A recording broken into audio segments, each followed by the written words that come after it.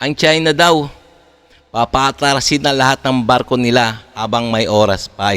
Habang may oras pa. At ito nga yung kinakatakot ng China, no? Lalo sila nagpanik. Ano kaya yung kinakatakutan ng China sa ngayon, no, sa Pilipinas? So ito ating bibigyan ng reaction video, ha. Komentaryo, suggestion, criticism, kung ano-ano dyan. At pwede rin naman kayo mag-comments dyan sa baba kung ano yung mga sa loobin nyo sa mga mainit na balita sa ngayon, lalong-lalo na sa West Philippine Sea. Alam niyo naman na West Philippine Sea, napaka-init na balita dahil itong mga Chekwa na to, no, inaangkin na ating teritoryo dyan sa West Philippine Sea. Ngayon, kung bago ka pa lang sa aking channel, please guys, like and subscribe na lang muna sa ating YouTube channel bago tayo mag-umpisa. And also, please pakisubscribe kay Melbs Castle. So, itong video na to, sa kanyang galing to, please pakisubscribe din sa kanya. Okay? So, umpisa na natin, no, kung ano yung kinakatakot ng mga Chekwa na to, no, sa Pilipinas. Anong feeling China? Mayroong ballistic missile ang Philippine Army na kayang pasabugin ang lupain nyo. Sino bang hindi matatakot? Yang area kasi na yan ang kayang pasabugin ng US ballistic missile. Halos linggo-linggo na lang nakikiusap ang China kay Defense Secretary Gibo Chodor. Alisin na ang ballistic missile sa Pilipinas.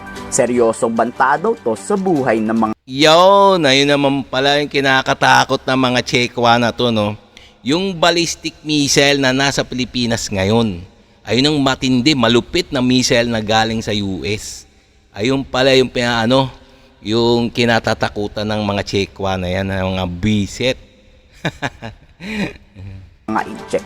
Habang tumatagal kasi ay mas lalo pang nagiging eksperto ang sundalong Pilipino sa paggamit nito. Yon. Ang mas malaking pang problema ng China, imbes na alisin to sa Pilipinas, dadagdagan pa ang nasabing ballistic missile ng US. 的报道感到严重关切。关于美国在菲律宾部署东岛，中方已多次严正的阐明反对立场。有关的做法严重开历史倒车，严重威胁地区国家安全，严重的加剧地缘对抗，已引起地区国家的高度警惕和关切。 Kahit pa ata lumuhod ang China, hindi na aalisin yan sa Pilipinas. Derechahan niyang sinabing Sekretary Anyo pagpalag sa panawagan ng mga Chinese. Sabay dagdag na walang karapatan ang China utus-utusan tayo. Walang anumang bansa o... Yes, tama, no? Walang kahit sinong bansa na didiktahan tayo. Lalong-lalo na to ng mga Chekwa na to. Itong mga Chekwa, no? Dinidiktahan tayo, no? Kala nila siguro, ang feeling nila na sakop na tayo nila. Kumbaga, porket sila ay malalakas na bansa, ang feeling nila malilit lang tayo, itong bansang Pilipinas. Kaya ang feeling nila na sunod-sunuran tayo sa kanila. Ano sila? Timawa. Sino pa man ang magdidikta sa nais gawin ng Pilipinas. Nobody can dictate us on what to do. And at the same time, it is also our duty to perform our role as partner of the United States as far as the MDT is concerned. And we know what is best for our country. So they cannot dictate anything on us, particularly on the deployment of this missile launcher. Ito siguro... Oo nga naman, huwag kayo makikialam, mga Chekwa, no? May sarili kaming batas. Kahit anong gawin pa namin dito sa Pilipinas, ng gobyerno ng Pilipinas, wala nang pakialam kayong mga Chekwa. Kung gusto na may magpalakas ng aming sandatang Pilipinas, wala kayong pakialam. Kahit magdagdag pa kami ng mga ballistic missile, nuclear, kung ano-ano pa man dyan. Wala nang pakialam talaga yung mga Chekwa na yan, no? Masyadong nakapakailamero talaga yung mga Chekwa na yan. Bakit kaya? Siguro takot na takot yan, no? Magkaroon ng mga lalakas na sandata ang Pilipinas. Kaya ganyan, nagngangaw-ngaw na naman.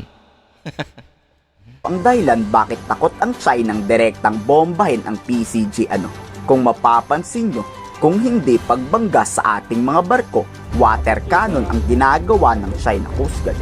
Pero ni minsan hindi man lang nag-warning shot ang Yun. mga Chinese. Yes. Mas magrereklamo siguro tong China pag dumating pa sa bansa yung binabalak bilhing ballistic missile ng Philippine Army. Oo nga, no? Tingnan nyo naman, di nyo nahalata, no? Na hanggang bangga-bangga lang ang kayang water cannon, ang kaya lang ng mga Chekwa na to, no? Di sila makapagpaputok o makagamit ng arm attack. Kasi alam nila eh.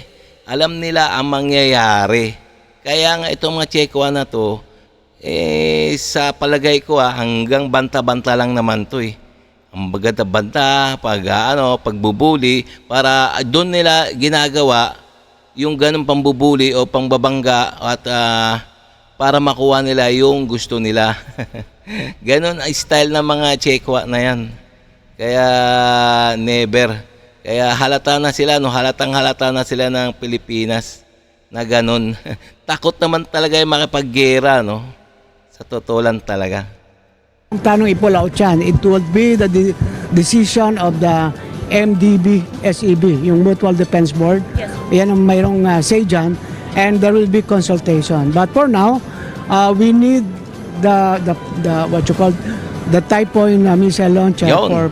for our training Yun. and capability upgrading ng ating army. Yes, tama. Kailangan natin yung wag aalisin dapat talaga, no? Typhoon missile na galing sa US na kayang burahin ang mga Chekwa, ang bansa ng mga Chekwa, lalong-lalo na yung mga artificial island nila.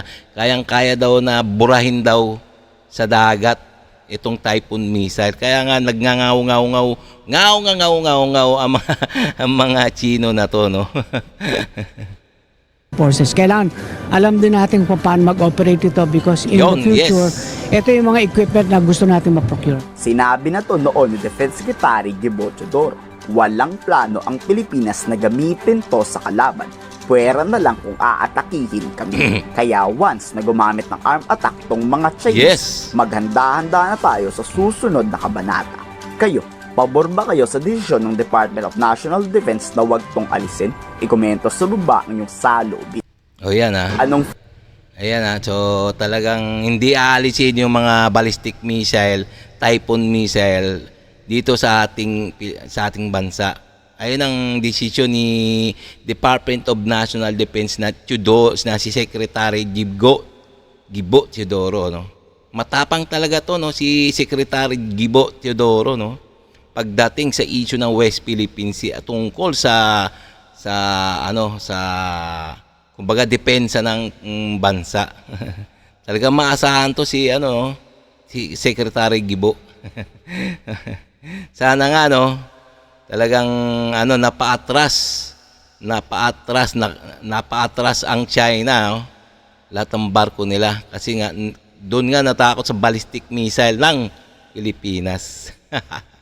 Okay, no? So guys, no, so hanggang dito na lang tayo. So kung bago ka pa lang sa aking channel, please like and subscribe na lang muna sa ating YouTube channel bago tayo magsara.